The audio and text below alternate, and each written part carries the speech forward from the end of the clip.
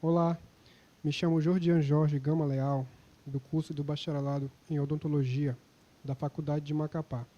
Irei apresentar meu trabalho de conclusão de curso com o tema A importância de enxerto ósseo na implantodontia.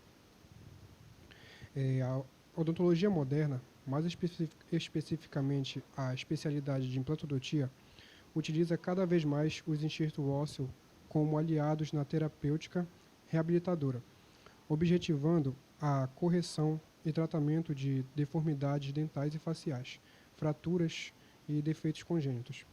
Destaca-se que, apesar dos enxertos corrigirem a maioria dos defeitos ósseos, a ocorrência de processos inflamatórios e infecções tem dificultado o processo de cicatrização e aceitação, causando insucesso da reconstrução. O conhecimento dos tipos de enxertos ósseos, suas funções e possíveis áreas doadoras é de fundamental importância para a definição do planejamento mais adequado para cada paciente, evitando assim a ocorrência de complicações e rejeição. O estudo apresentou como objetivo geral investigar a importância do uso de enxerto ósseo na implantodontia por meio de uma revisão bibliográfica. E como objetivos específicos, classificar os tipos de enxerto ósseo citando as funções e as áreas doadoras. Morfologicamente, o osso é constituído de tecido conjuntivo multifuncional, complexo, vascularizado e que sofre adaptações frequentes quanto à sua constituição ao longo da vida. Embora o tecido ósseo apresente grande capacidade de renovação e remodelação, em caso de lesão, existem algumas situações em que o tecido não se regenera por completo, devido ao tamanho do defeito, necessitando assim de enxertia. A literatura destaca que o uso de enxerto ósseo favorece a instalação de implantes em uma posição tridimensional favorável. Neste aspecto, os métodos existentes para a reconstrução óssea incluem enxerto ósseo autógenos, homógenos, substitutos ósseos halógenos ou plásticos. Como primeira opção para a reconstrução óssea e reconhecimento do padrão ouro, eles referem-se ao enxerto autógeno, pois ele fornece condições mais favoráveis, possuindo as propriedades de osteocondução, osteoindução e osteogênese, e dessa forma contribuem para a correção de defeitos e espessuras.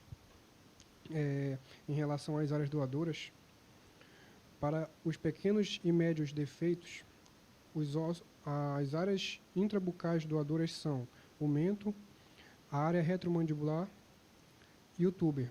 Já para as reconstruções maiores, as áreas doadoras externas são o osso ilíaco, a calota craniana, a tíbia, a fíbula e as costelas. Enfatizando que o mento é uma das melhores áreas bucais, porque oferece a boa quantidade e qualidade óssea, boa quantidade óssea cortical e medular. A literatura afirma também que os enxertos ósseos geralmente são indicados como alternativa para pacientes com atrofia alveolar, com necessidade de tecido ósseo em altura, espessura e largura, para resultar em sucesso na instalação dos implantes dentários.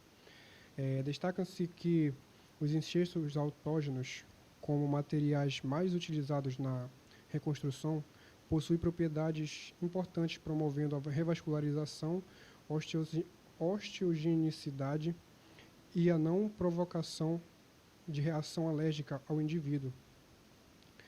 Destacando assim as vantagens do uso de enxertos autógenos, tais como o transplante de células vivas com capacidade osteogênica, ausência de resposta imunológica, o menor grau de inflamação e de infecção quando comparado aos outros substitutos ósseos, a reparação mais rápida do tecido ósseo, não existe risco de transmissão de doenças e, por fim, ele é fácil obtenção. Essa técnica fornece ao leitor, receptor, células com capacidade de neoformação óssea, fatores de crescimento e de um arcabouço ósseo idêntico. O índice de sucesso com o enxerto ósseo autógeno varia entre 88% a 100%. As desvantagens da utilização do uso do osso autógeno é que essa técnica pode estar associada à morbidade, dor e perda de função temporária. Também fica limitada a quantidade de material doador disponível e há a necessidade da criação de uma área cirúrgica adicional. No que diz respeito às técnicas para instalação de enxerto ósseos, a literatura afirma que não existe uma receita que proporcione sucesso em todos os casos. Neste aspecto, o cirurgião dentista, ao identificar o tipo de defeito ósseo, deve possuir conhecimento das diferentes técnicas, assim como indicações, contraindicações, vantagens e desvantagens para, no fim, ofertar ao paciente um tratamento mais adequado para cada particularidade. As técnicas cirúrgicas têm, dentre o enxerto em bloco, que é para defeitos em espessuras e defeitos em altura de até 3 milímetros, enxertos particulados, defeitos em espessuras, defeitos em altura de até 3 milímetros, defeitos em seio maxilar e discência e fenestrações. A osteotomia segmentar para defeitos em altura de entre 4 e 8 milímetros, distração osteossegmentar alveolar para defeitos em alturas maiores que 8 milímetros, defeitos com necessidade de ganho de tecido mole. Expansão cirúrgica do rebordo para defeitos em espessura com remanescente ósseo suficiente para expandir sem fraturar. E a lateralização do nervo alveolar inferior, impossibilitando outras técnicas de reconstruções. Quanto à ocorrência de complicações pós-operatórias, são citadas complicações como abscesso, reação inflamatória prolongada, discência de sutura, perfuração de mucosa alveolar, sequestro de osso e infecção. Todas as complicações podem causar a perda parcial ou total dos enxertos devido à contaminação. Ainda chamando a atenção e enfatizando que a escolha da técnica incorreta pode ocasionar maiores custos com o tratamento para o paciente, além de maior morbidade de tempo dispensado ao tratamento.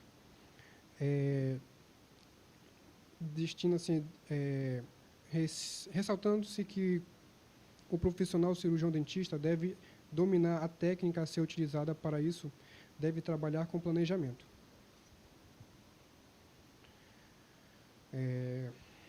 O resultado dessa revisão bibliográfica permite constar que os enxertos ósseos são indicados para paciente com atrofia alveolar e que, de modo, necessitam de tecido ósseo em largura, espessura e altura durante o processo de instalação de implantes.